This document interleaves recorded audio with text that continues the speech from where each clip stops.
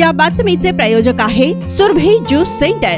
आमच्याकडे सर्व प्रकारचे ओरिजिनल फ्रूट ज्यूस मिळतील। पत्ता काँग्रेस भवन शेजारी, जिल्हा परिषदेसमोर, सोलापूर। अमरावती लोकसभा निवडणुकीत 37 उमेदवार निवडणूक रिंगणात। 19 उमेदवारांची उमेदवारी अर्ज मागे घेण्याच्या अखेरच्या दिवशी माघार। अमरावती भाजपा उमेदवार व विद्यमान खासदार नवनीत राणा, उमेदवार बळवंत वानखडे, प्रहारचे उमेदवार दिनेश बुब, रिपब्लिकन सेनेचे अध्यक्ष आनंदराज आंबेडकर यांच्यात होणार लढत। अमरावती लोकसभेसाठी चौरंगी लढत होणार। अमरावती लोकसभा निवडणुकीत चिन्ह वाटप होताच प्रचाराला सुरुवात। 26 एप्रिल रोजी अमरावती लोकसभा निवडणुकीसाठी मतदान। आता सर्व लोकांना माहिती होता की 4 तारखेपर्यंत आपल्या नॉमिनेशनची आखरी तारीख होती। तो आपल्या जिल्ह्यात 59 उमेदवारांनी 73 नॉमिनेशन फॉर्म भरले होते।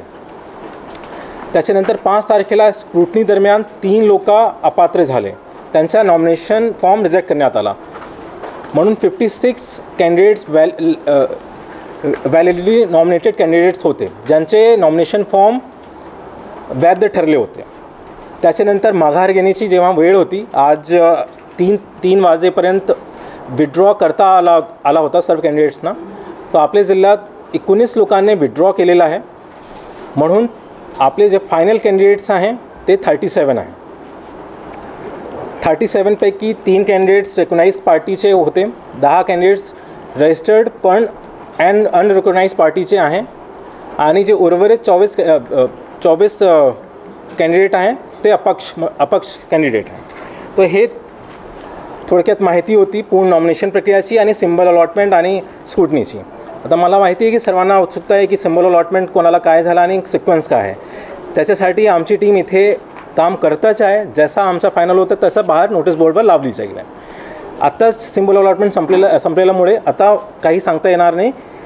थोडी वेळात जेव्हा आपला फायनल होईल सिम्बल अलॉटमेंटचा फॉर्म, तेव्हा ते नोटीस बोर्डवर लावली जाईल आणि सर्व लोकांना ते पाहता येतं। आता सिम्बल अलॉटमेंटनंतर पॉलिटिकल पार्टीजची जे कॅन्डिडेट्स होते त्यांचीसुद्धा मीटिंग घेण्यात आली होती। त्यांनासुद्धा सूचना दिलेली आहे की आता त्यांना ते व्हॅलिड कॅन्डिडेट्स आहे, आपले फायनल कॅन्डिडेट्स आहेत 37। आता त्यांना आचारसंहिताचं पालन करावं लागेल। जे काही त्यांना कार्यक्रम करायचा आहे, रॅली काढायची आहे किंवा इतर कुठल्याही प्रकारचा प्रचार करायचा आहे, त्याची पूर्वी परवानगी घेणे आवश्यक आहे। दुसरं आहे की जे 95 लाखापर्यंतची मर्यादा आहे, त्यामुळे त्यांना डेली रजिस्टर मेंटेन करावा लागेल आणि त्यांचे रजिस्टरची छाननी एक्सपेंडिचर ऑब्झर्वर सरसुद्धा करतील। ज्या उमेदवारांवर क्रिमिनल केसेस आहे त्यांना त्याची प्रचार प्रसिद्धीसुद्धा करावा लागेल, त्याच्यासुद्धा त्यांना लेखी स्वरूपात कळवण्यात आलेलं आहे। आणि कुठल्याही प्रकारचे जे पोस्टर बॅनर त्यांचे मार्फत छापले जातील, तो त्या पोस्टर बॅनरवर ते पब्लिशरचं नावसुद्धा आवश्यक आहे नमूद करणे। आणि या व्यतिरिक्त आता जे काही माहिती आहे आपले पार्लमेंटरी असेंब्लीची, ते डिटेल्ड माहिती तुम्ही सर्व लोकांना सर्क्युलेट केली जात आहे किंवा केली गेली सुद्धा आहे। सर्व लोकांना माहिती होतं की 4 तारखेपर्यंत आपल्या नॉमिनेशनची आखरी तारीख होती। तो आपल्या जिल्ह्यात 59 उमेदवारांनी 73 नॉमिनेशन फॉर्म भरले होते। त्याच्यानंतर 5 तारखेला स्क्रूटनी दरम्यान 3 लोक अपात्र झाले, त्यांचा नॉमिनेशन फॉर्म रिजेक्ट करण्यात आला। म्हणून 56 कॅन्डिडेट्स व्हॅलिडली नॉमिनेटेड कॅन्डिडेट्स होते, ज्यांचे नॉमिनेशन फॉर्म वैध ठरले होते। त्याच्यानंतर माघार घेण्याची जेव्हा वेळ होती, आज 3 वाजेपर्यंत विड्रॉ करता आला होता सर्व कॅन्डिडेट्सना। तो आपल्या जिल्ह्यात 19 लोकांनी विड्रॉ केलेला आहे। म्हणून आपले जे फायनल कॅन्डिडेट्स आहेत ते 37 आहे। 37 पैकी 3 कॅन्डिडेट्स रिकॉग्नाइज्ड पार्टीचे होते, 10 कॅन्डिडेट्स रजिस्टर्ड पण अनरिकॉग्नाइज्ड पार्टीचे आहे, आणि जे उर्वरित 24 कॅन्डिडेट आहेत ते अपक्ष कॅन्डिडेट।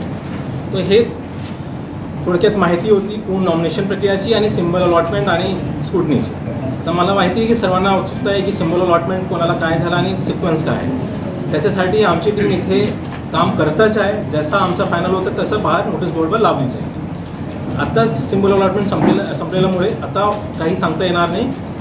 थोडी वेळात जेव्हा आपला फायनल होईल सिम्बल अलॉटमेंटचा फॉर्म, तेव्हा ते नोटीस बोर्डवर लावली जाईल आणि सर्व लोकांना ते पाहता येईल। आता सिम्बल अलॉटमेंटनंतर पॉलिटिकल पार्टीजची जे कॅन्डिडेट्स होते त्यांचीसुद्धा मीटिंग घेण्यात आली होती। त्यांनासुद्धा सूचना दिलेली आहे की आता त्यांना ते व्हॅलिड कॅन्डिडेट्स हैं, आपले फायनल कॅन्डिडेट्स हैं 37.